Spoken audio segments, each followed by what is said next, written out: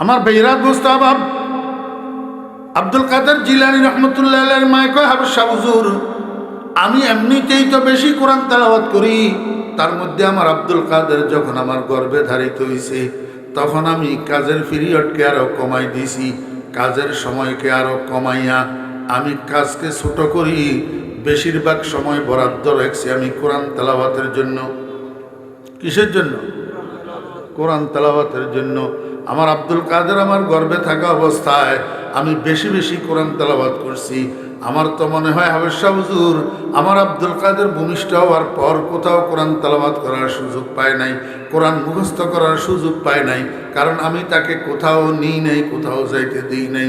আমার তো মনে হয় আমার আব্দুল কাদের আমার পেটের মধ্যে থাকাকালীন আমার মুখের তেলাওয়াত শুনিয়া শুনিয়া আমার গর্ভের ভিতরেই 18 পার হাফেজ হইয়া গেছে। তামাশা দেখছেন? যদি আব্দুল কাদের জিলানীর মায়ের তেলাওয়াতের প্রভাব গর্ভের সন্তানের উপরে পড়তে পারে, আব্দুল কাদের জিলানী মায়ের পেটে থাকিয়া যদি 18 পারার হাফেজ হইতে পারে, বর্তমান যুগের আলট্রা মডার্ন মায়েরা সন্তান গর্ভের মধ্যে লইয়া ভ্যানিটি ব্যাগ কাঁধের উপরে ঝুলাইয়া মার্কেটে মার্কেটে রাস্তায় রাস্তা যে ড্যাং ড্যাং করে, এটার প্রভাব কি গর্ভের সন্তানের উপর পড়ে না? আমার বেহরাত মুস্তাহাব বর্তমান যুগের আলট্রা মডার্ন মায়েরা, সুশিক্ষিতা মায়েরা সন্তান গর্ভের মধ্যে লইয়া রাত্র দিন 24 ঘন্টা মোবাইলের পাশে লাগাই দিই, বাংলা হিন্দি ছায়াছবির গান যে শুনে, রাত্র দিন যে সিনেমা দেখে, বাংলা হিন্দি ছায়াছবি দেখে, এটার প্রভাব কি গর্ভের সন্তানের উপর পড়ে না? আব্দুল কাদের জিলানী রহমতুল্লাহ আলাইহি যদি মায়ের পেট থেকে মায়ের তেলাওয়াত শুনিয়ে 18 পারা কোরআনের হাফেজ হইতে পারে, বর্তমান যুগের সন্তানেরা এই আলট্রা মডার্ন মায়েদের পেটের থেকে ডজনে ডজনে গানের হাফেজ হইয়া বাইর হইতে পারে না। এই ফোলা সন্ত্রাসী না কি হবে? এই পোলা চোর ডাকাত না হইয়া কি হবে? এই পোলা মদদিয়ার জুয়ারিরা হইয়া কি হবে? আব্দুল কাদের জিলানী হবে?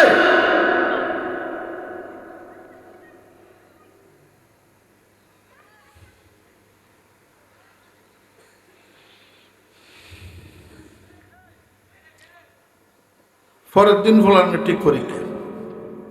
কি আগের রাত্রে সন্ধ্যা হওয়ার সাথে সাথে ফোলা টেলিভিশনের সামনে বসছে ড্রয়িং রুমে, বসে বসে টেলিভিশন দেখতেছে। মায় যত কয় ফোলা উঠে না।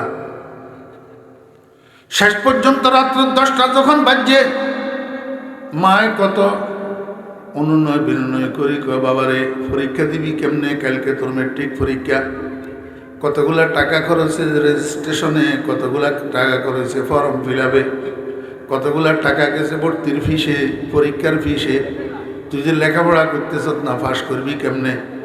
রাত্রে 10টা বাজছে, এখন আর তোর লেখাপড়া করার দরকার নেই, 4টা খাইয়া যাইয়া ঘুমা, 4টা খাইয়া যাইয়া ঘুমা। ফজরের সময় মোল্লায় আজান দিলে তখন শোয়ার থেকে উঠি কিছু লেখাপড়া করিস, তাহলে অন্তত ফাঁসটা করতে পারবি। তারপরেও ফোলা টেলিভিশনের থেকে উঠে না।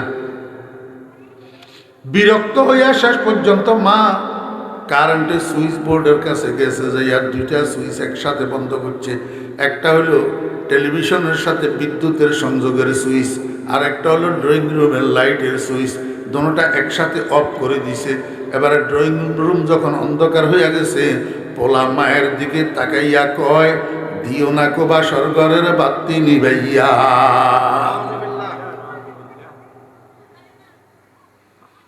আমার আমরা কনসেন্ট মেট্রিক পরীক্ষার্থী, পোলা এটার বয়স কত কত 15, 16, 17। তো পোলা এটা বুঝেছে নি না হয় না, বালে গেছে নি না হয় না। এখন এই হোলায় যদি মার দিকে তাকাই, কথা এটা কয়, মায় বরদাস্ত করতেও পারেনি। যা হওয়ার তা হইছে, সঙ্গে সঙ্গে মাথায় চক্কর দিয়া ফ্লোরের উপরে ধাম করে পড়ছে। বাসার ভিতরে হইচই শুরু হয়ে গেছে। কেউ বাটিতে করে পানি লই দৌড়ার, মুখের উপরে পানির জাপটাদের, আর কেউ সরিষার তেলের বোতল লইয়া হাতের তালু পায়ের তালুতে সরিষার তেল মালিশ করে, আর কেউ 4 কাপের মধ্যে সরিষার তেলে আর পানিয়ে গুলি মাথার তালুতে দিতেছে। আমার বেহরাত মুস্তাহাব হইচই শুনি আমি রুমের থেকে বাইর হইলাম। এই ফলাইটার ইমিডিয়েট ছোট একটা বোন আছে, মেয়েটার জিজ্ঞেস করলাম কিরে বাসায় কি হয়েছে? মাইয়া আমারে কয় আঙ্কেল ভাইয়ার তো আগামী দিন মেট্রিক পরীক্ষা, কিন্তু লেখাপড়া করে না, টেলিভিশনের সামনে থেকে উঠে না। রাত্রে যখন 10টা বাজে মা ড্রয়িং রুমের বাতি নিবাই দিয়েছে। ভাইয়া মার দিকে তাকাইয়া কয় দিও না কো বাসার ঘরের বাতি নিবাইয়া। এই কথা শোনার সাথে সাথে মা আর বরদাস্ত করতে পারে নাই, মাথা ঘুরাই মাটিতে পড়ে গেছে। ঠিক এই টাইমের মধ্যে এই ফ্লাইটার মা চোখ খুলছে, হুঁসাইছে। আমার সামনে দেখি ক ভাইয়া দেখলেননি ফলাই আমারে কি কইল, ফলাই আমারে কি কইল? তা আমি কইলাম তোরও তো এখন আমার মন চাইছে 3টা লাথি দিতে মন চাইতেছে, আমার মন চাইতেছে তোর এখন 3টা লাথি দিতে। ঘরের মানুষ সবাই আমার দিকে হা করে তাকে রয়েছে। হুজুরে এটা কি কইল? বেচারি বেহুশ হইল, বেহুশের থেকে হুঁশে আসলো। এখন হুজুরে কয় বলে বেচারিরে 3 লাথি দিতে। আমি কইলাম তোমরা পেটকাই কিনলে আমার দিকে তাকাই রইছ? আমি লাইটাম কইছি কিনলেই এটার কারণ আছে, শুনো তাহলে। এই মান্যাইয়া হয়েছে যে নাম থুইছি, আমি নাম থুইছি, মান্যাইয়ার বিয়ার কলমা পড়াইছি আমি।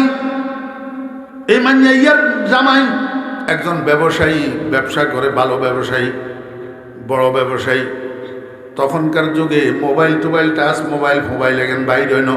এই সময় বিসিডির সেট কতগুলো আছে, বিসিডির সেট, টেলিভিশনের লগে বিসিডির সেটের কানেকশন লাগাইয়া ইয়া বড় বড় ক্যাসেট কদাকিন বাংলা হিন্দি ছায়াছবির ফিল্মের ক্যাসেট এখানে ডিভিডি মেশিন ইতে গল্লাই দিলে টেলিভিশন ইতে পূর্ণদৈর্ঘ্য ছায়াছবি ঘরে বসে 3 ঘন্টা পর্যন্ত দেখা যায়। ওই বাজারে ফোলাকদুগুনে ভিডিওর ব্যবসা করত এই আমল। এতে ব্যবসায়ী, এতে প্রত্যেক দিন রাত্রে দোকান বন্ধ করে যাওয়ার সময় 2টা ফিল্মের ক্যাসেট নিয়ে যাইতো বাসায়। বাংলা একটা, হিন্দি একটা, বাংলা একটা, হিন্দি একটা, 2টা ফিল্মের ক্যাসেট লই যেত। এই ফলাইটা তখন গর্বে এই মান্যা স্বামী স্ত্রী দুজন প্রতি রাত্রে 2টা সিনেমা দেখা সারা এক রাত্রেও ঘুমাইতো না। আমি তখন এই মান্যারে সতর্ক করছিলাম, এরে বাপজান তোর ফ্যাটের ভিতরে সন্তান, তুই কি করতেছ? প্রতি রাত্রে কেমনে 2টা সিনেমা ছাড়া তোরা ঘুমোস না? স্বামী স্ত্রী তোর বাচ্চা এটা কি তৈয়ার হয়? তুই আমারে কইস। এটার একটা প্রভাব আছে, এটার একটা ক্রিয়া আছে। আজকে তোর পোলায় তোর যেই কথাটা উপহার দিছে, এই কথা তো এই পোলা তোর ফ্যাটের থেকে শিখিয়ে আছে। একটা বাচ্চার পিছনে 6 বছর থেকে 14 বছর পর্যন্ত বা 12 বছর পর্যন্ত যদি মেহনত করা হয়, তো ওই বাচ্চাটাকে একটা সঠিক মানুষ হিসাবে, একটা চরিত্রবান মানুষ হিসাবে গড়ে তোলা সম্ভব। আপনাদের মনোযোগ আছে না? তাই আচ্ছা আর কোন একটা মানুষ যদি একদিকে মনোযোগী হয়, তার মনোযোগ যদি একদিকে নিবদ্ধ হয়, সেই মানুষটা আরেক দিকে তাকায় কেমনি?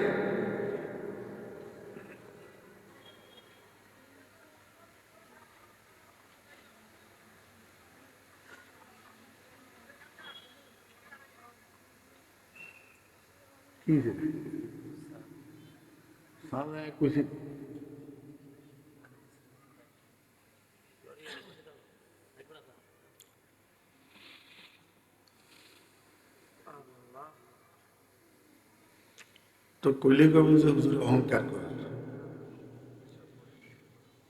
এই গুঁয়া গুঁয়া মাহফিল এখানে দাওয়াত লই না তো এই কথা লাই, এত গুঁয়া মাহফিল আনতে আসেনি। আর মাহফিল হয়েছে বসুরের উত্তর বাদা মাদ্রাসার আজকে শেষ বয়ান। ইয়ে দেখুন মাগরিবের হরে কোয়ানে যায় জুচ্ছে দিয়ে লইছে, এখানে তো কথা কোয়া যায় না, তো ডিস্টার্ব হলে ইজ্ঞা তো নিজ্ঞা কারবারি।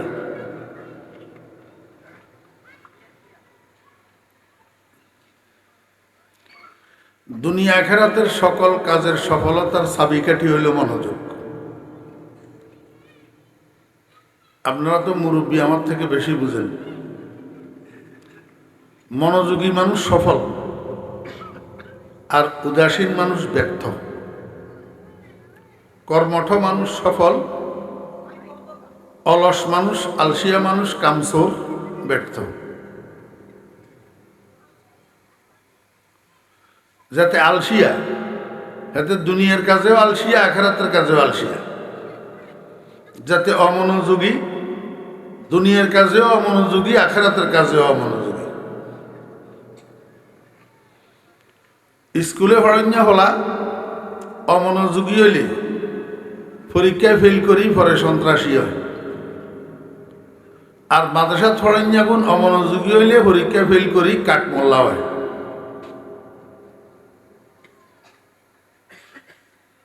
করলে তো মনে কষ্ট নিব।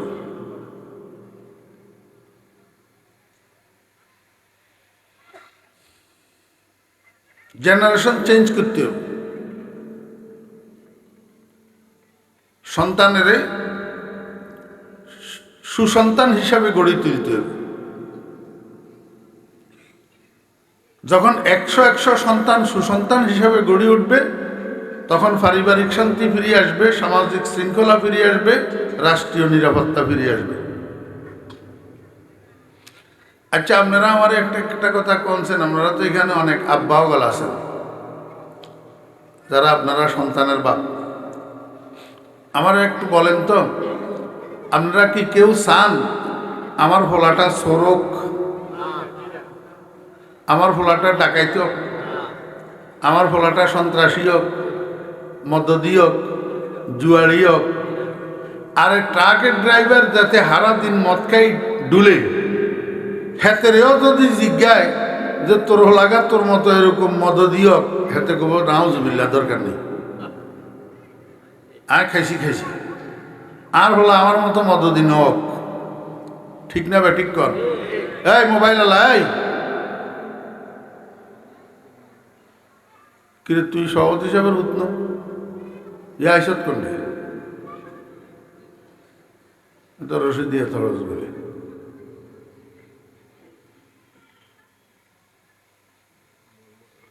মানুষ জিয়া দিনবার গাড়িয়ে বাসে মানুষের পকেট মারে, এতেরে যদি জিজ্ঞান ভাই তোর লাগা তোর মতো এরকম পকেট মাইর, কব নাউজুবিল্লাহ, তো বা দরকার নেই। ঠিক না? ঠিক কর। কেউই চায় না আমার হলাগা চোর হোক, আমার হলাগা ডাকাইতে হোক, আমার হলাগা খুনি হোক, কেউ চায় না। তাহলে চোর ডাকাইতে কোনো উৎপাদন হয় কত? গ্রামে আসেনি না? নাই? চোর ডাকাইত, খুনি, রাজধানী, দর্শনকারী, ইফটিজার, মদদি, জুয়ারি, সন্ত্রাসী, এগুন সমাজে আসেনি? দেশে আসেনি? এগুন তৈয়ারে কত না? শুনেন, আমার থেকে শুনেন, আমি বলতেছি যখন সবটা বলবো না ইনশাআল্লাহ।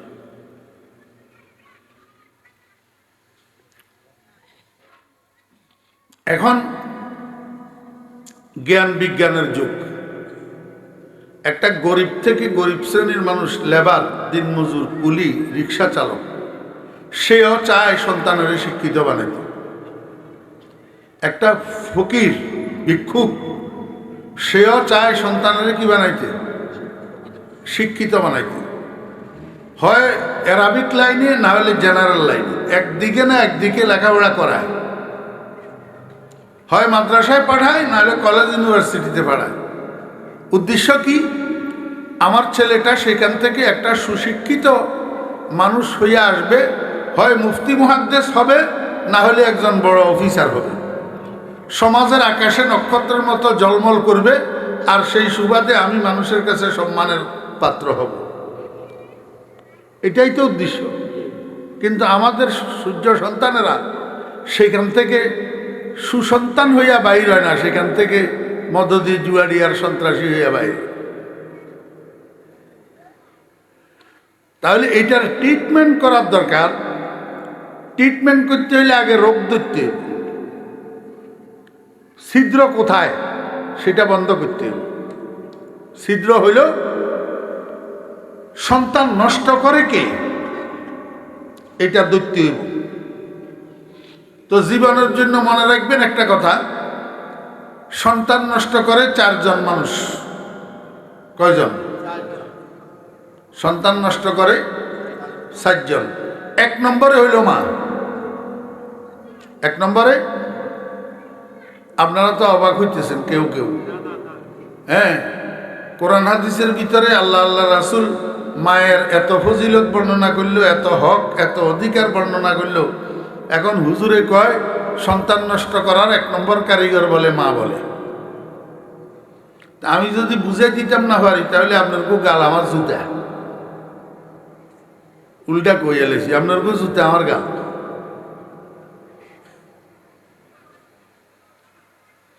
যদি বুঝাই দিতাম না পারি।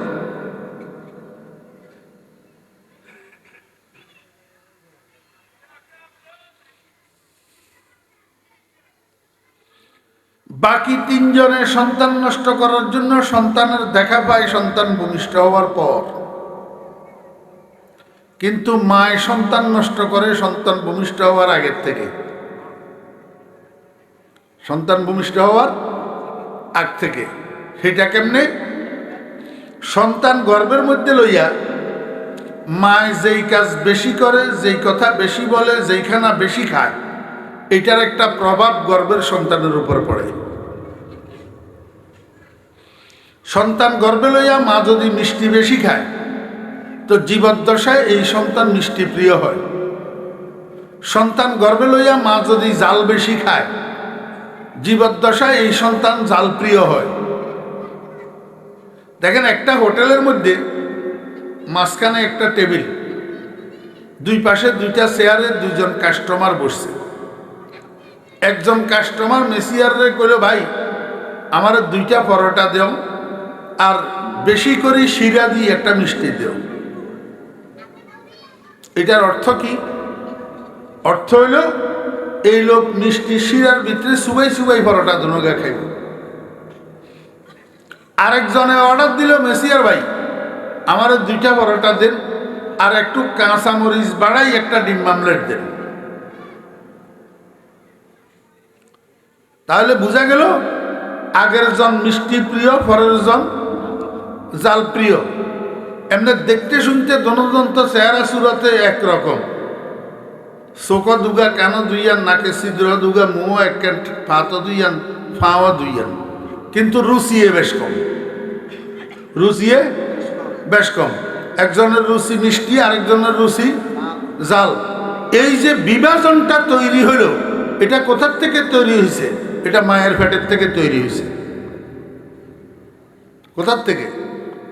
মার পেটের থেকে। আল্লাহু আকবার। এই জন্য আমি আমার সারা বাংলাদেশের মাহফিলগুলোতে একটা কথা বলিয়া বেড়াই, আমার ভাইয়েরা বোনেরা, আপনারা যারা বিবাহিতা, যখন দেখবেন আপনাদের সন্তান গর্ভে ধারণ করছে, সন্তান যখন গর্ভে ধারিত হয়েছে, এই সন্তান গর্ভে থাকা অবস্থায় স্বামী স্ত্রী দুজন সাবধান। স্বামী স্ত্রী দুজন সাবধান। স্বামী স্ত্রী দুজন ঘরের মধ্যে ঝগড়া করবেন না, একজনে আরেকজনের গালাগালি করবেন না, ঘরের ভিতরে মারামারি করবেন না। সন্তান গর্ভে থাকা অবস্থায় যদি এগুলা করেন, তা আপনি জীবনভর যত চেষ্টাই করবেন এই সন্তানকে আপনি আর ভদ্রলোক বানাইতে পারবেন না, কারণ এটা তো মায়ের পেট থেকে ঝগড়া শিখি বাইরেছে।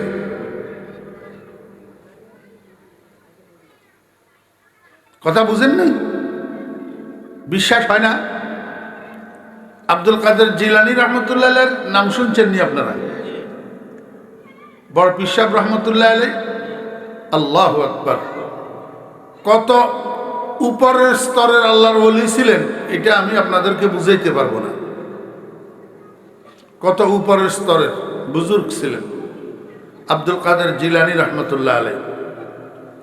উনার বয়স যখন 6 বছর, উনার মা উনাকে একটা হাফেজিয়া মাদ্রাসায় নিয়ে গেছে। নিয়ে হাফেজ শাহুজুরের কা, হাফেজ শাহুজুর এটা আমার ছেলে, নাম আব্দুল কাদের, বয়স 6 বছর। আমি আমার ছেলেটাকে এখনো কোনো শিক্ষকের সামনে বসাইনি, কোনো শিক্ষা প্রতিষ্ঠানে ভর্তি করাইনি। এই জীবনে প্রথম আমি আমার ছেলেটারে আপনার কাছে নিয়ে আসছি এই জন্য যে আমার ছেলেটা পরবর্তীতে যা হবে হবে, প্রথমে কোরআনের হাফেজ হবে, প্রথমে কি হবে? কোরআনের হাফেজ।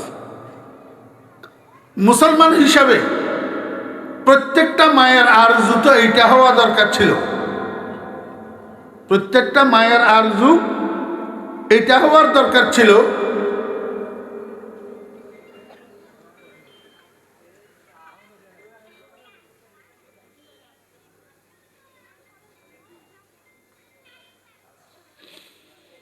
ইয়ার বাইক তুই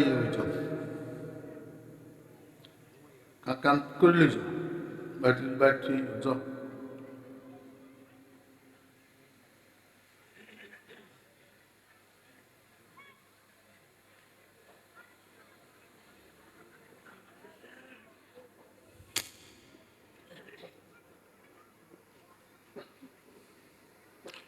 প্রত্যেকটা মায়ের আরজু যদি এমন হতো যে আমার ছেলেটা পরে যা হবে হবে, ডাক্তার হবে, ইঞ্জিনিয়ার হবে, মুফতি হবে, মুহাদ্দিস হবে, সেটা পরের কথা। আগে জীবনের শুরুতে মুসলমানের সন্তান হিসাবে আমি তাকে কোরআনের হাফেজ বানাবো। তাহলে আজকে যারা প্লেন চালায় এরাও কোরআনের হাফেজ হইতো, যারা রেলগাড়ি চালায় এরাও কোরআনের হাফেজ হইতো, যারা মানুষের সার্জারি করে, অপারেশন করে, এরাও কোরআনের হাফেজ হইতো, যারা গাড়ি চালার এরাও কোরআনের হাফেজ হইতো। সমস্ত মুসলমান হাফেজে কোরআন ছাড়া পাওয়া যেত না যদি সব মায়ের আরজু এটা হতো। কিন্তু এখন কি এটা আছে? নাই। আব্দুল কাদের জিলানী রহমতুল্লাহ আলাইহির মা কয়, হাফেজ শাহ হুজুর, আমার ছেলেটারে আপনার কাছে রাখি গেলাম, আপনি আমার একটা হাফেজে কোরআন উপহার দেবেন। এই কথা বলি আব্দুল কাদের জিলানী রহমতুল্লাহ আলাইহির মা বাড়িতে চলে গেছে। হাফেজ শাহ হুজুর কয়, বাবা আব্দুল কাদের এদিকে আসো, আমার সামনে বসো, আমার মুখে মুখে পড়ো, আউযু বিল্লাহি মিনাশ শাইতানির রাজিম, বিসমিল্লাহির রহমানির রহিম, আলহামদুলিল্লাহি রাব্বিল আলামিন, আর রহমানির রহিম, মালিক ইয়াউমিদ্দিন। এই সূরা ফাতিহা এটা শুরু থেকে শেষ পর্যন্ত 2-5 বার 7 বার দৌড়াই দৌড়াই রিপিট করি করি আব্দুল কাদের জিলানীরে, শিশু আব্দুল কাদেরে হাফেজ শাহ হুজুরে পড়াইছে। পড়াইতে এবার কয়, বাবা আব্দুল কাদের, এই বাচ্চাগুলারে সামলানোর মতো কেউ নাই, নুরানি হুজুররা কই?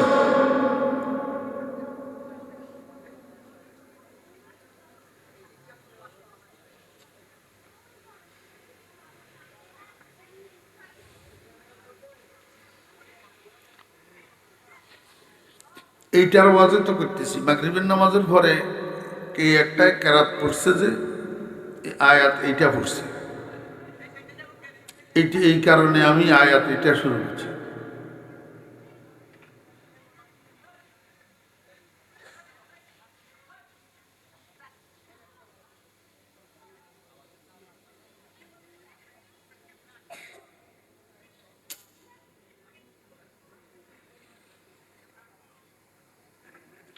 হাফেজ শাহ হুজুর কয়, বাবা আব্দুল কাদের, এতক্ষণ পর্যন্ত যে সূরাটা তোমারে আমি রিপিট করি করি পড়াইলাম, এটা মুখস্থ শুনাইতে পারবা? তো শিশু আব্দুল কাদের কয়, জি হুজুর পারব। তাহলে আমার একটু শুনো অত চাই।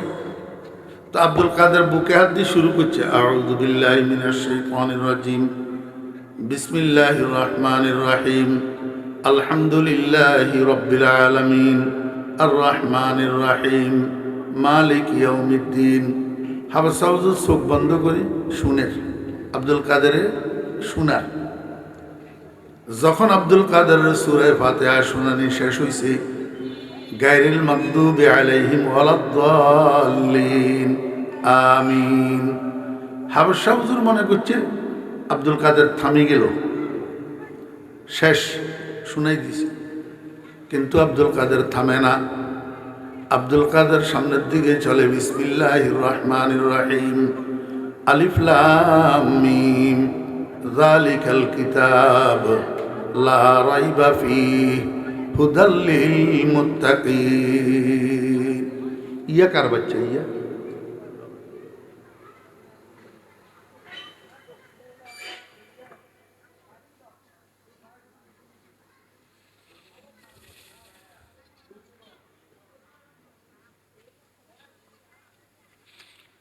আমরা দেশের মানুষের শরীয়ত বুঝে না।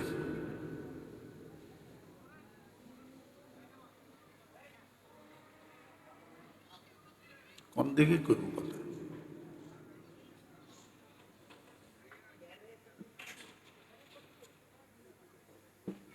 সূরা ফাতিহা শুনাই, এখন আব্দুল কাদের সামনের দিকে পড়ে মুখস্থ। হাফেজ শাহ হুজুর চোখ খুলি আব্দুল কাদেরের গালের দিকে তাকিয়ে রয়েছে।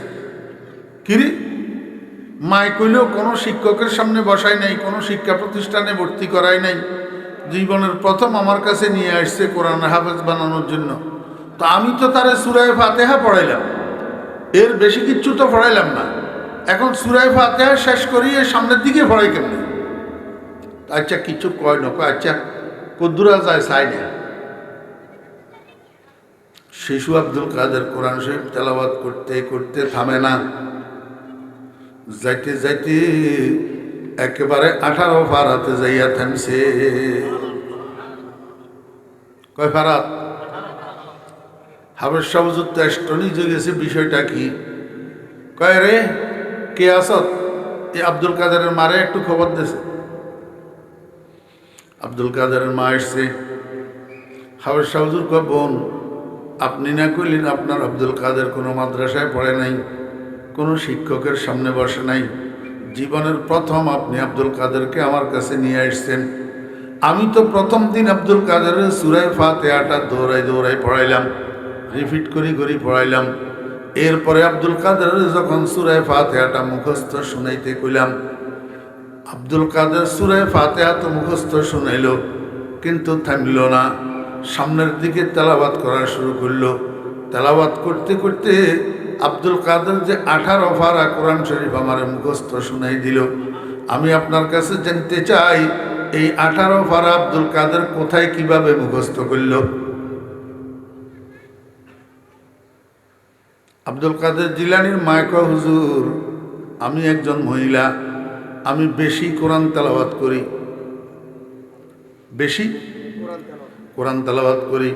আমি কাজের ফাঁকে একটু সময় পাইলেই ওযু করি, কোরআন শরীফ নিয়ে বসি। 24 ঘন্টা সময়ের মধ্যে আমার পর্যাপ্ত কোরআন তেলাওয়াত যেদিন হয় না, সেদিন রাত্রে আমার ভালো ঘুম হয় না। মা, এবার দেখছেন নি মা কারে কয়? হ্যাঁ, বাপ ভালো তার বেটা ভালো, মা ভালো তার জি, গাই ভালো তার বাছুর ভালো, দুধ ভালো তার ঘি। বুয়াতে পাকে জাতি নত পাকে কেরদার, জেনা জাদা না বাসুদ জুজে জেনাকার, যে মরদম সক যে সক মরদম না জায়ত, যে গুন্দম যাও যে যাও গুন্দম না আয়ত, গোলে আমরা যে হকদার ওয়ায় না হুফতা, যে গুলজারে খলিলুল্লাহ সে গুফতা। হযরত ইউসুফ আলাইহিস সালামকে জুলাইখা হাত্তমখানার মধ্যে নিয়ে আবদ্ধ করি, ইউসুফ আলাইহিস সালামের কাছে যৌন কামনা নিবারণের আবদার করছে। যৌন কামনা নিবারণের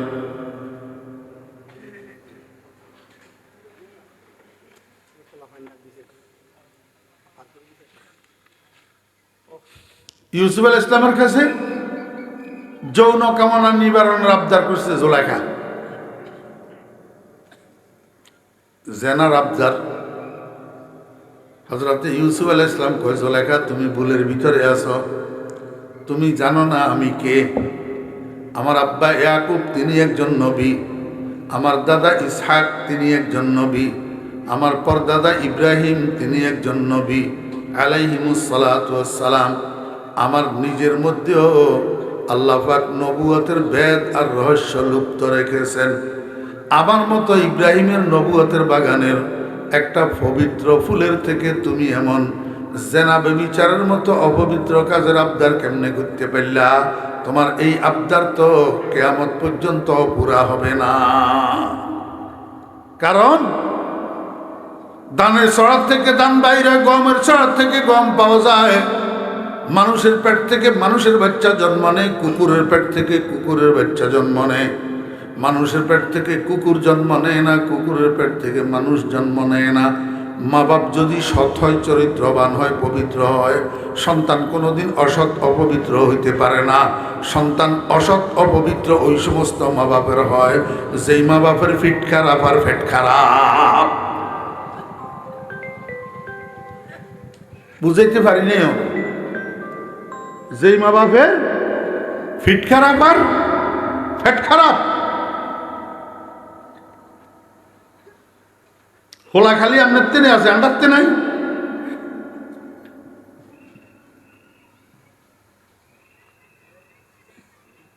আমার বেহরাত মুস্তাহাব আব্দুল কাদের জিলানী রহমতুল্লাহ আলাইহির মায়ে কয়, হাফেজ সাহেব হুজুর, আমি এমনিতেই তো বেশি কোরআন তেলাওয়াত করি, তার মধ্যে আমার আব্দুল কাদের যখন আমার গর্ভে ধারিত হয়েছে তখন আমি কাজের পিরিয়ডকে আরো কমাই দিয়েছি, কাজের সময়কে আরো কমাইয়া আমি কাজকে ছোট করি, বেশিরভাগ সময় বরাদ্দ রাখছি আমি কোরআন তেলাওয়াতের জন্য। কিসের জন্য? কোরআন তেলাওয়াতের জন্য। আমার আব্দুল কাদের আমার গর্ভে থাকা অবস্থায় আমি বেশি বেশি কোরআন তেলাওয়াত করছি। আমার তো মনে হয় হাফেজ সাহেব হুজুর আমার আব্দুল কাদের ভূমিষ্ঠ হওয়ার পর কোথাও কোরআন তেলাওয়াত করার সুযোগ পায় নাই, কোরআন মুখস্থ করার সুযোগ পায় নাই, কারণ আমি তাকে কোথাও নিই নাই, কোথাও যাইতে দিই নাই। আমার তো মনে হয় আমার আব্দুল কাদের আমার পেটের মধ্যে থাকাকালীন আমার মুখের তেলাওয়াত শুনিয়া শুনিয়া আমার গর্ভের ভিতরেই 18 পার হাফেজ হইয়া গেছে। তামাশা দেখছেন?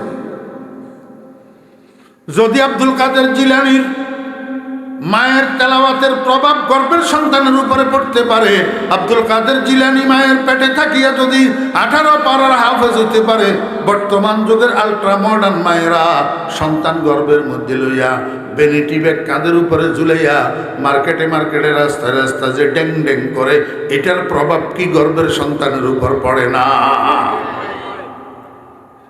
আমার বেহরাত মুস্তাহাব বর্তমান যুগের আলট্রা মডার্ন মায়েরা, সুশিক্ষিতা মায়েরা সন্তান গর্ভের মধ্যে লইয়া রাত্র দিন 24 ঘন্টা মোবাইলের পাশে লাগাই দিই, বাংলা হিন্দি ছায়াছবির গান যে শুনে, রাত্র দিন যে সিনেমা দেখে, বাংলা হিন্দি ছায়াছবি দেখে, এটার প্রভাব কি গর্ভের সন্তানের উপর পড়ে না? আব্দুল কাদের জিলানী রহমতুল্লাহ আলাইহি যদি মায়ের পেট থেকে মায়ের তেলাওয়াত শুনিয়া 18 পারা কোরআনের হাফেজ হইতে পারে, বর্তমান যুগের সন্তানেরা এই আলট্রা মডার্ন মায়েদের পেটের থেকে ডজনে ডজনে গানের হাফেজ হইয়া বাইর হইতে পারে না। এই ভোলা সন্ত্রাসী না কি হবে? এই পোলা চোরটা কেটনা হইয়া কি হবে? এই পোলা মদদিয়ার জুয়ারিরা হইয়া কি হবে? আব্দুল কাদের জিলানী হবে?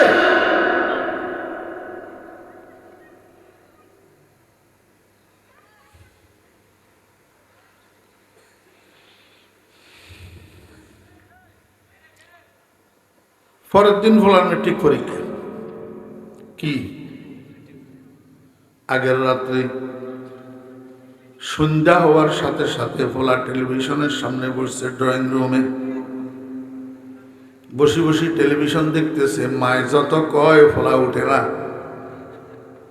শেষ পর্যন্ত রাত্র 10টা যখন বাজছে, মায় কত অনুনয় বিনয় করি, কয় বাবারে পরীক্ষা দিবি কেমনে? কালকে তোর মেট্রিক পরীক্ষা। কতগুলা টাকা খরচে রেজিস্ট্রেশনে, কতগুলা টাকা খরচে ফর্ম ফিল আপে, কতগুলা টাকা গেছে ভর্তির ফিসে, পরীক্ষার ফিসে। তুই যে লেখাপড়া করতেছ না, পাস করবি কেমনে? রাত্রে 10টা বাজছে, এখন আর তোর লেখাপড়া করার দরকার নাই। 4টা খাইয়া যাইয়া ঘুমা, 4টা খাইয়া যাইয়া ঘুমা। ফজরের সময় মোল্লায় আজান দিলে তখন শোয়ার থেকে উঠি কিছু লেখাপড়া করিস, তাহলে অন্তত ফার্স্টটা করতে পারবি। তারপরেও ফোলা টেলিভিশনের থেকে উঠে না। বিরক্ত হইয়া শেষ পর্যন্ত মা কারেন্টের সুইচ বোর্ডের কাছে গেছে, যে আর 2টা সুইচ একসাথে বন্ধ করছে। একটা হলো টেলিভিশনের সাথে বিদ্যুতের সংযোগের সুইচ, আর একটা হলো ড্রয়িং রুমের লাইটের সুইচ। দুটোটা একসাথে অফ করে দিছে। এবারে ড্রয়িং রুম যখন অন্ধকার হইয়া গেছে, পোলা মায়ের দিকে তাকাইয়া কয়, দিও না কো বাসর ঘরের বাতি নিবাইয়া।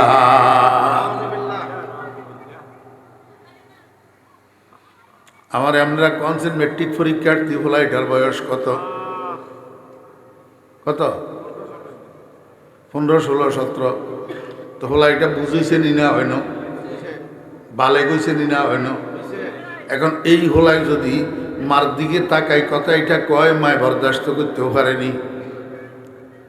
যা হওয়ার তা হইছে, সঙ্গে সঙ্গে মাথায় চক্কর দিয়া ফ্লোরের উপরে ধাম করে পড়ছে। বাসার ভিতরে হইচই শুরু হয়ে গেছে।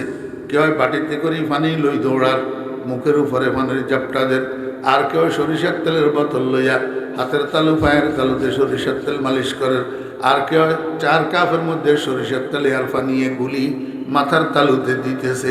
আমার বেহরা দোস্তা বাপ হইচই শুনি আমি রুমের থেকে বাইর হইলাম। এই ফলাইটার ইমিডিয়েট ছোট একটা বোন আছে, মেয়েটার জিজ্ঞেস করলাম কিরে বাসায় কি হয়েছে?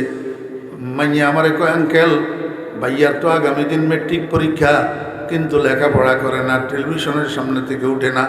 রাত্রে যখন 10টা বাজে মা ড্রয়িং রুমের বাতি নিবাই দিয়েছে। ভাইয়া মার দিকে তাকাইয়া কয় দিও না কো বাসার ঘরের বাতি নিবাইয়া। এই কথা শোনার সাথে সাথে মা আর বরদাস্ত করতে পারে নাই, মাথা ঘুরাই মাটিতে পড়ে গেছে। ঠিক এই টাইমের মধ্যে এই ফ্লাইটার মা চোখ খুলছে, হুঁসাইছে। তা আমার সামনে দেখি ক ভাইয়া দেখলেননি ফলাই আমারে কি কইল, ফলাই আমারে কি কইল? তা আমি কইলাম তোর তো এখন আমার মন চাইছে 3টা লাথি দিতে মন চাইতেছে, আমার মন চাইতেছে তোর এখন 3টা লাথি দিতে। ঘরের মানুষ সবাই আমার দিকে হা করে তাকে রয়েছে। হুজুরে এটা কি কইল? বেচারি বেহুশ হইল, বেহুশের থেকে হুঁশে আসলো। এখন হুজুরে কয় বলে বেচারিরে 3 লাথি দিতে। আমি কইলাম তোমরা পেটকাই কিনলে আমার দিকে তাকাই রইছ। আমি লাইটাম কইছি কিনলে এটার কারণ আছে, শুনো তাহলে। এই মান্যাইয়া হয়েছে যে নাম থুইছি, আমি নাম থুইছি, মান্যাইয়ার বিয়ার কলমা পড়াইছি আমি। এই মান্যাইয়ার জামাই একজন ব্যবসায়ী, ব্যবসা করে, ভালো ব্যবসায়ী, বড় ব্যবসায়ী। তখনকার যুগে মোবাইল টোবাইল, টাচ মোবাইল এখন বাইরে হয় না। এই সময় বিসিডির সেট কতগুলো আছে, বিসিডির সেট, টেলিভিশনের লগে বিসিডির সেটের কানেকশন লাগাইয়া ইয়া বড় বড় ক্যাসেট কথা কিন, বাংলা হিন্দি ছায়াছবির ফিল্মের ক্যাসেট এখানে ডিভিডি মেশিন ইতে গল্লাই দিলে টেলিভিশন ইতে পূর্ণদৈর্ঘ্য ছায়াছবি ঘরে বসে 3 ঘন্টা পর্যন্ত দেখা যায়। ওই বাজারে ফোলা কদুগুনে ভিডিওর ব্যবসা করত এই আমল। এতে ব্যবসায়ী, এতে প্রত্যেক দিন রাত্রে দোকান বন্ধ করে যাওয়ার সময় 2টা ফিল্মের ক্যাসেট নিয়ে যাইতো বাসায়। বাংলা একটা, হিন্দি একটা, বাংলা একটা, হিন্দি একটা, 2টা ফিল্মের ক্যাসেট লই যেত। এই ফলাইটা তখন গর্বে এই মান্যা স্বামী স্ত্রী দুজন প্রতি রাত্রে 2টা সিনেমা দেখা সারা এক রাত্রেও ঘুমাইতো না। আমি তখন এই মান্যারে সতর্ক করছিলাম, এরে বাপজান তোর ফ্যাটের ভিতরে সন্তান, তুই কি করতেছ? প্রতি রাত্রে কেমনে 2টা সিনেমা ছাড়া তোরা ঘুমোস না? স্বামী স্ত্রী, তোর বাচ্চা এটা কি তৈয়ার হয়? তুই আমারে কইস। এটার একটা প্রভাব আছে, এটার একটা ক্রিয়া আছে। আজকে তোর পোলায় তোর যেই কথাটা উপহার দিছে, এই কথা তো এই পোলা তোর ফ্যাটের থেকে শিখিয়ে আছে। হ্যাঁ, তোর ফ্যাটের থেকে শিখিয়ে আছে না? তুই তো আমার কথা মানুষ নাই। এখন তো আমার মন চাইছে তোর 3টা লাথি দিতে, আমারে কেন সাক্ষী করতেছ?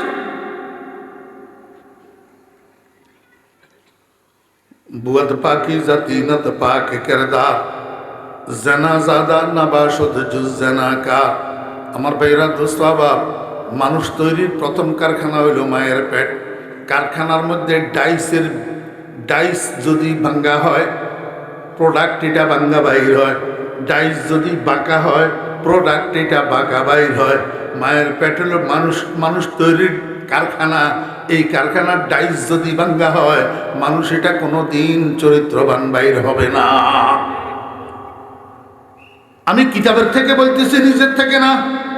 সন্তান গর্ভের মধ্যে লইয়া মা যদি পর্দায় চলে, খোদার কসম ওই সন্তান ট্যালেন্ট হয়, মেধাবী হয়, জকি হয়। আর সন্তান গর্ভে লইয়া মা যদি নির্লজ্জের মতো রাস্তায় রাস্তায় ঘুরে বেপরদা চলে, ওই সন্তান ভূমিষ্ঠ হওয়ার আগে মায়ের পেটের থেকে মেধা খর্ব ডামিসার বোকা হইয়া বাইর হয়। এটার একটা জ্বলন্ত প্রমাণ আমি আপনার করে দিই, জ্বলন্ত প্রমাণ। আবার মুরব্বীরা আমার বয়স 64 বছর শেষ হয়ে যাইতেছে, আমিও বুড়ো হয়ে গেছি।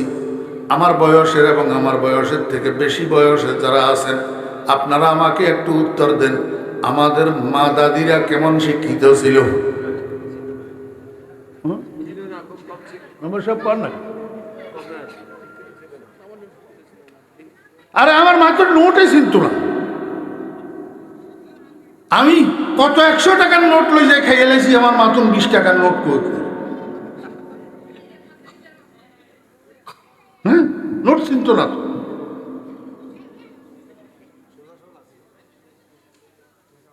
একদিন শনিবার দিন লেখাপড়া শেষ করার পরে যখন চাকরি ধরলাম, মাদ্রাসার যাইবার সময় শনিবার দিন আমার মারে আমি টিয়া দিয়ে গেছি 100, কিন্তু কইছি মা ধরো তোমার 500 টিয়া দিয়ে রেখুন দিয়ে কিছু খাইও।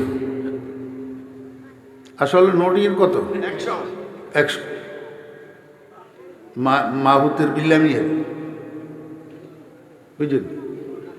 সোমবার দিন আমরা বাজারের তারিখ, তো বাজারে যাবার সময় আব্বাই কল যে আজ তো বাজার করতাম, টেয়া নাই, তোমার কাছে টেয়া থাকলে গোগে হাওলাত দেও না, তোমার আবার দিয়ে দিব। কয় যে আমার কাছে আর হুতে দিয়ে গেছে যে আরে 500 টাকা আছে, হেগুন চাইলে দিতে পারি, তবে আমার এগুন ফেরত দিতে, কয়েকটা ফেরত দিব, তুমি দেও। তো আমার মায় আনে টিয়াহীন আব্বার দিতে দিছে। আব্বাই কয় তো বাস্তা করলা ইয়েন কি এর 500 টাকার নোট, ইয়েন তো 100 টাকা নোট, ইয়েন কি 100 টাকার নোট। আমার মায় বিশ্বাস করে না, কয় না আপনি আমার ঠকাইবের বুদ্ধি করছেন, আপনি আমারে। তা আমার ছোট বই না ছিল, আমরা আদর করি হিতিরে হোনাদনটা কিনা হয়েছে খোদা। আমার আব্বাকে আরে হোনাদন নোট ইন কত নোট রে, কয় দিন তো 100 টাকার নোট। এবারে আমার মা বিশ্বাস করছে, এবারে কল যে আমার হুতে খেয়াল করেন, আমার হুতে খেয়াল করেন, আমার হুতে দ্বিতীয় চাইছিল অনেক 500 টাকা, ওই টিপসে যে উঠছে 100 টাকা আমার হুতে খেয়াল করেন।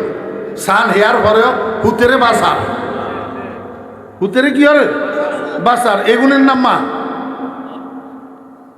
মা ইচ্ছা হয় দুর্গুচ্ছা হুত বিয়া করি বউ হাইলে মারে আর বুঝেন। আল্লাহ আকবার। আমাদের মা দাদিরা, এই যে আমার মার কথা কইলাম, রত্নগর্ভা তো, রত্নগর্ভা। এই মা ইয়ার ফেডের তুন হুত নাতি 13 নাতি যা হয়েছে, বেগুন 1 সে 1 আগুন, ট্যালেন্ট দামিশ ঠেকলে খালি আমি আছি। মায়ের পর্দার কারণে সন্তান মেধাবী হয়, মায়ের বেপরদার কারণে সন্তান বোকা হয়। আজকে দেখেন না আল্ট্রা মডার্ন সুশিক্ষিতা মায়েরা এত লেখাপড়া করার পরে এখন সন্তানেরে পড়তে দিছে যে বাসার ভিতরে হাউস থিয়েটার, এই বিষয়ের লেখটা, এই বিষয়ের লেখটা, এই বিষয়ের লেখটা, 10 বিষয়ের লাই 10টা টিউশন মাস্টার রাখি পরীক্ষা দিলে এর পরেও 3 বিষয় ফেল মারে। 3 বিষয় কি মারে? ফেল মারে। আর আগের জমানার এই অশিক্ষিতা আলাবোলা মান্যলা এগুলোর ফেডে তুন 1 সে 1 ডাক্তার, ইঞ্জিনিয়ার, জজ, ব্যারিস্টার, মুফতি, মুহাদ্দিস হয়েছে। এত টিউশনই আসিল নি আমরা যোগে, আমরা স্কুলে পড়ছি যে টিউশনই কি এরকম কোথাও মতো ইত্যাদি।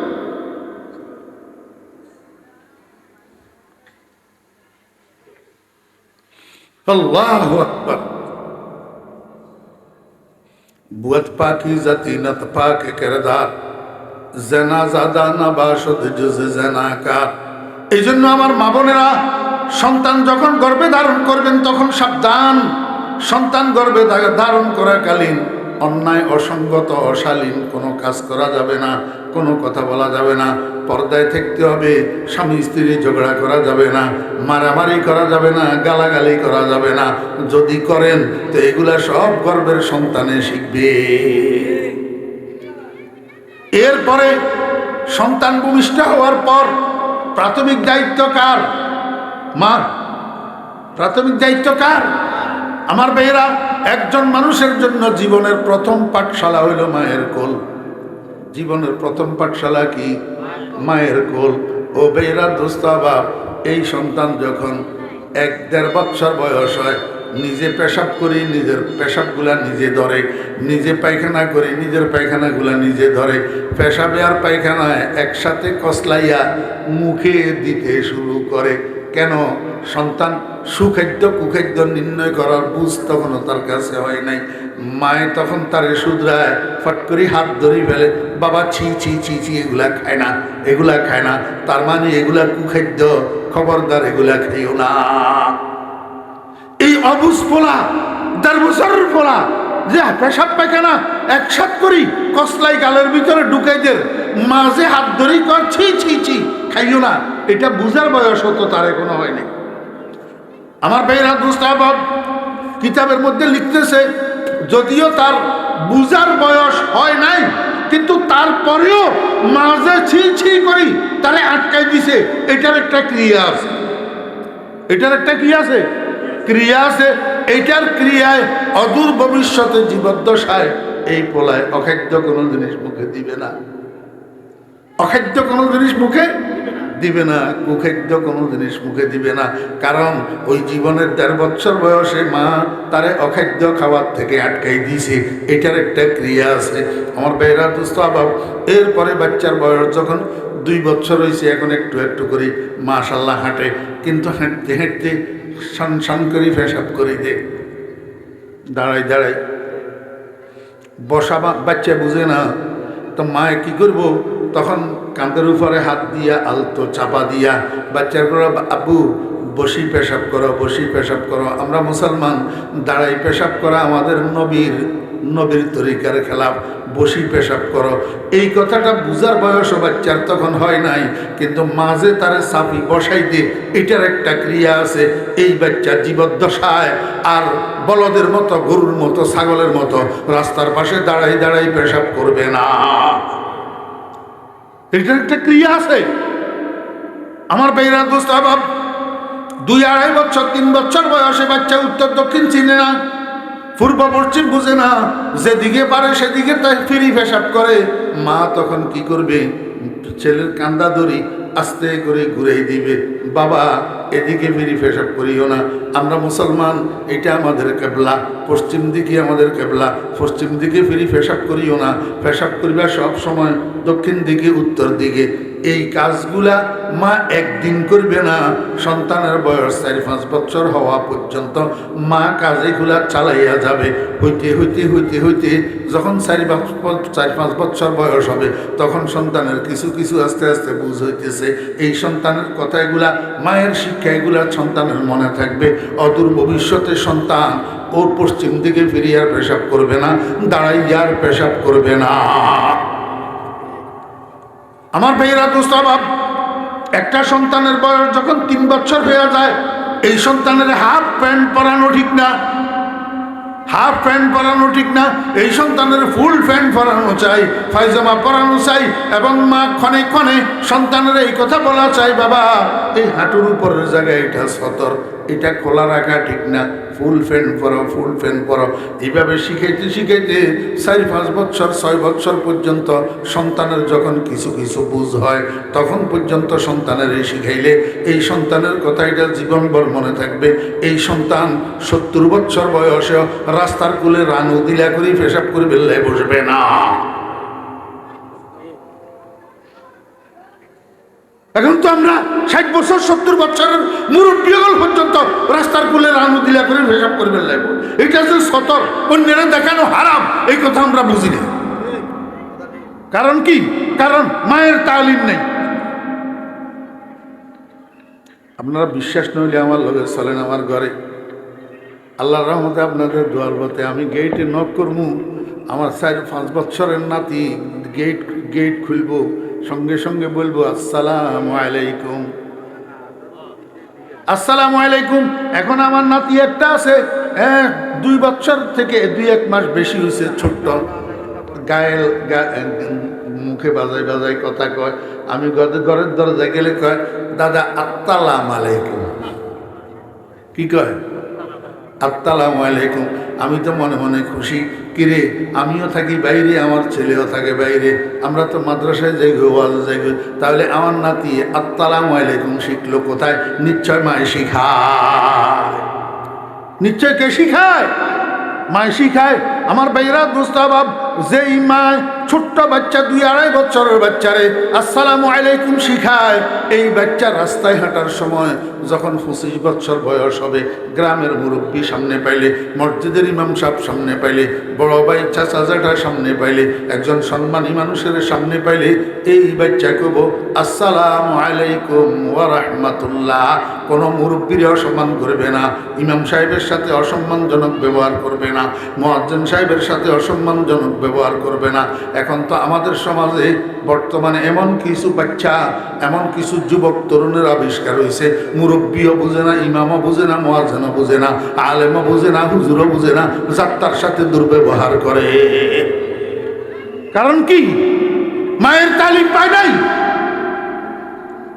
আমার ভাইয়েরা দোস্তাবাব, হযরত ইব্রাহিম আলাইহিস সালাম ইসমাঈল আলাইহিস সালামের নিয়ে গেছে কোথায়? মিনার মানহারে কোরবানি দেওয়ার জন্য। ইসমাঈল আলাইহিস সালামের উট করি শোয়াইছে ইব্রাহিম আলাইহিস সালাম। শোয়াই যখন গর্দানের উপরে ছুরি চালাইব, এই টাইমে ইসমাঈল আলাইহিস সালাম কয় আব্বা একটা কাজ করেন। কয় কিয়া? কয় একখান রশি দিয়ে আমার হাত টেঙ্গেনের একটু মজবুত করে বাঁধেন, একখান মজবুত করি। ইব্রাহিম আলাইহিস সালাম কয় বাবা এটা কি জন্য? আমি তো তোমারে আগে সব জানাইছি যে স্বপ্নের মধ্যে আল্লাহ পাক আমারে আদেশ দিছে তোমারে কোরবানি দেওয়ার জন্য। তোমার কি অভিমত? তুমি তো বলছিলে আব্বা আপনার আল্লাহ আপনারে যে আদেশ দিছে এটা আপনি পালন করেন, আপনি আমার ধৈর্যশীল পাবেন, আমি আপনার রবের হুকুমের সাথে একমত। তোমার সম্মতি নিয়েই তো আমি তোমারে কোরবানি দেওয়ার জন্য এসেছি। যদি তোমার সম্মতি থাকে তাহলে হাত পাও বাঁধতে হবে কেন? হাত পাও তো বাঁধতে হয় জবরদস্তি কাউরে জবাই করলে। ইসমাঈল আলাইহিস সালাম কয় আব্বা ঘটনা হেঁটানো। কয় কি ঘটনা? কয় ঘটনা হলে আমিও তো মানুষ, আপনি যখন আমার গর্দানের উপরে ছুরি চালাইবেন আমি তো ব্যথা পামু, কষ্ট পামু। এই ব্যথার চোটে, কষ্টের চোটে আমি একটু নড়াচড়া করবো, একটু লাফালাফি সাইডি করবো। এই লাফালাফি সাইডির মধ্যে অনিচ্ছাকৃতভাবে আমার পাওগুলা যদি আপনার গায়ের লগে লাগে, তা আপনি তো আমার আব্বা, আমি তো সন্তান, আমার পাও আপনার গায়ের লগে লাগলে আমার বেয়াদবি হবে। আর এই বেয়াদবির কারণে আমার এত বড় কোরবানিটা আল্লাহ কবুল নাও করতে পারে। এই জন্য আমার হাত পাওগুলাকে শক্ত করে বাঁধেন, যেন আমার পাওগুলা আপনার শরীর মুবারকের সাথে না লাগে। না মক্তব কি কারামত থি, না ফয়জানে নবুয়ত থা। ना मक्तब की करामत थी, ना फैजाने नबूवत था। सिखाया किसने इस्माइल को आदाब फरजंदी। ও বেইরা আল্লাহর আশিকরা কয় 7 বছরের ইসমাইল তখনও পর্যন্ত কোনো শিক্ষকের সামনে বসে নাই, কোনো পাঠশালায় ভর্তি হয় নাই। তাহলে এই আদব, এই পিতৃত্বের প্রতি শ্রদ্ধা, পিতৃত্বের প্রতি শিষ্টাচার প্রদর্শন, আদব কায়দা প্রদর্শন, এটা ইসমাইলে কোথায় শিখলো? কয় যে আর কোনো জায়গায় না, এটা ইসমাইলের মা হযরতে হাজেরা আলাইহিস সালামের কোলে শিখছে। ওইটাই হলো ওনার প্রথম পাঠশালা। আমার বেইরা দুস্তাবাব, এখন তো সন্তানেরা এত বড় মোবাইল একটা ধরাই দিয়ে বুকের উঠবে, কয় যে গেলই খেলা মা কাম করি। বাচ্চারে হাত করে ফেললে, কান্দা বন্ধ করে ফেললে মোবাইল ধরাই দিই। ও ভাইরা দোস্তাবাব, এই মোবাইল যে বাচ্চার জন্য জাহেরি এবং বাতেনি কত ক্ষতিকর। মোবাইল এটা এই যে বাতাসের থেকে কটা টানে আপনারা শোনায়, এটা কি অল্প শক্তিশালী ম্যাগনেট? এটা তো ম্যাগনেটিক সমস্ত কাজকর্ম, এটার ভিতরে চুম্বক। এই বাচ্চা মোবাইলের দিকে, মোবাইলের স্ক্রিনের দিকে এইভাবে তাকাই থাকে যে এই শিশু জীবন, এটা বাল্য জীবন, এটা তাকাই থাকে যে এই ফোলার বয়স যখন 20 বছর হবে, যখন মাদ্রাসায় উপরের ক্লাসে পড়তে যাবে, কলেজে উপরের ক্লাসে পড়তে যাবে, 250 গ্লাসের চশমা ছাড়া বইয়ের পাতার লেখা দেখবে না। আমরা তো মরি কবরে যাবেন কই? আমরা তো মরি কবরে যাবেন কই? যে সময় হলা 25 বছর বয়সে 300 বারের চশমা ছাড়া লেখা চোখে দেখে না, নষ্ট করে চুকেছেন তো আপনি। হোলা রাতের ভিতরে মোবাইল দিয়ে কত একেবারে আইস, কত শখ। দুনিয়ার সিনেমা নগ্ন ছবি হোলায়, কোন ছোট্ট হোলা লেখা উঠতেও জানে না, কিন্তু ঠেলতেও তো জানে, কিন্তু জানে, ঠেলতেও তো জানে। তো ঠেললেই তো সিনারি খালি পরিবর্তনের বালা, ইয়ের বুড়া, ইয়ের দেখেন না চোখ নষ্ট হন না?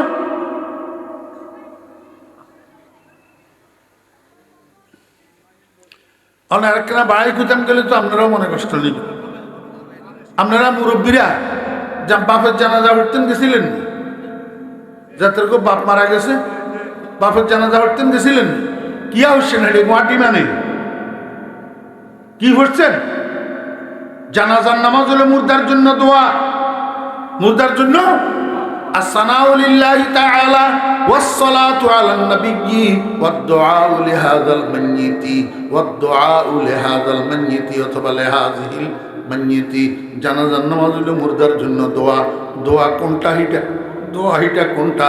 তৃতীয় তাকবীরের পরে, তৃতীয় তাকবীরের পরে চতুর্থ তাকবীরের আগে একটা দোয়া আছে জানাজার নামাজের ভিতর। এই দোয়াটাই হলো জানাজার মুখ্য অংশ, মুখ্য দোয়া। আল্লাহুম্মা গফির লিহাইয়িনা ওয়া মাইয়িতিনা, আসেনি শুরুতে? আল্লাহুম্মা গফির লিহাইয়িনা ওয়া মাইয়িতিনা, আয় আল্লাহ তুমি মাফ করে দাও আমাদের জিন্দাদেরকে, আমাদের মুর্দাটাকে মাফ করে দাও।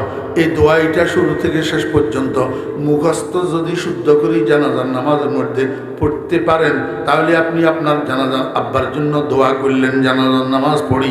আর যদি দোয়াইটা শুদ্ধ করি আপনার মুখস্থ পড়তে না পারলেন, তাহলে গোড়ার ডিমের জানাজানি পড়ছেন, আপনারা তো আব্বারে ঠকাইয়া আছেন।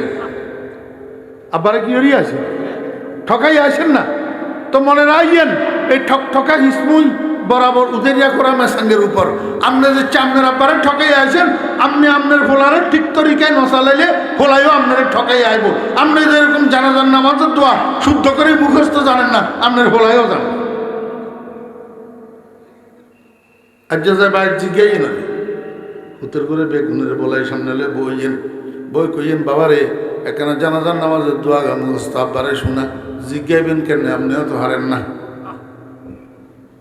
জিজ্ঞাবেন কেন?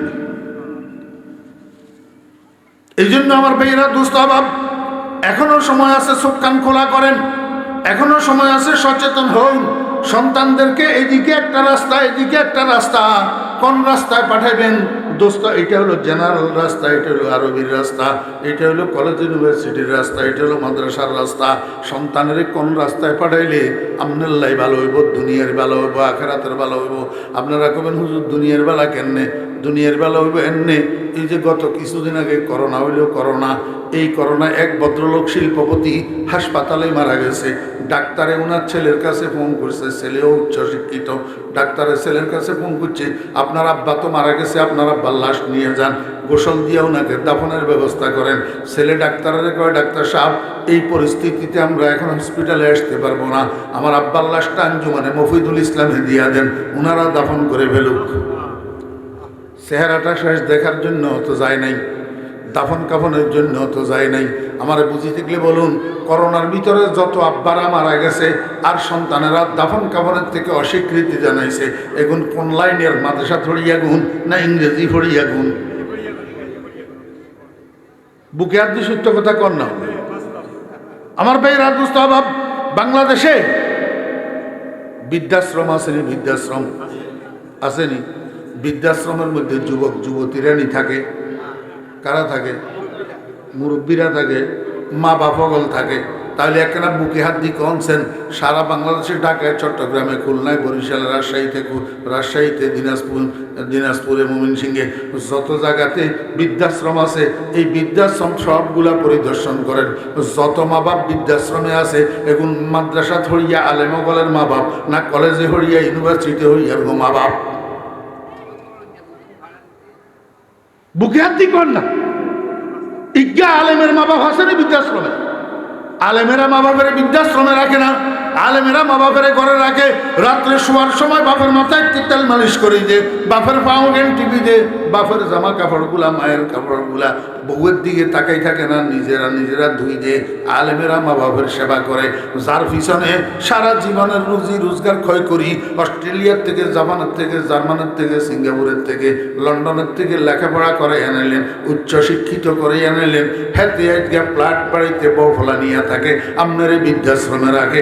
চোখে আঙ্গুল দিয়ে দেখাই দিলেও আপনাদের বুঝে আসে না।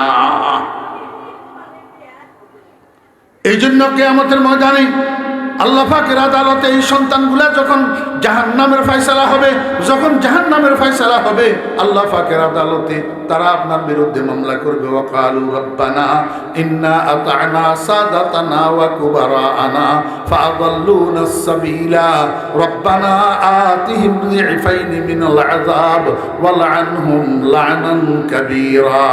আয় আল্লাহ, আমি তো আমার কর্তার অধীনে বড় হয়েছি, কর্তার অধীনে, আমার মুরব্বীর অধীনে বড় হয়েছি, অভিভাবকের অধীনে বড় হয়েছি। আমি তো আমার মুরব্বীর অনুসরণ করতাম, আমার কর্তার অনুসরণ করতাম, আমি তো সর্দারের অনুসরণ করতাম।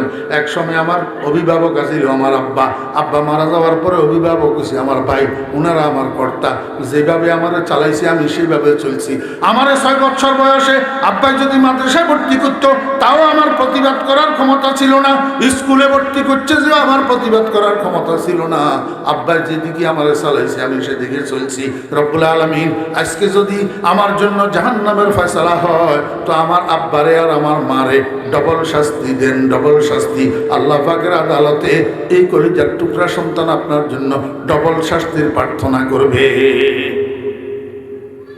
কার লাগিয়া বান্দ বাড়ি ঘর, কার লাগিয়া বান্দ বাড়ি ঘর ও মনরে, কার লাগিয়া বান্দ বাড়ি ঘর।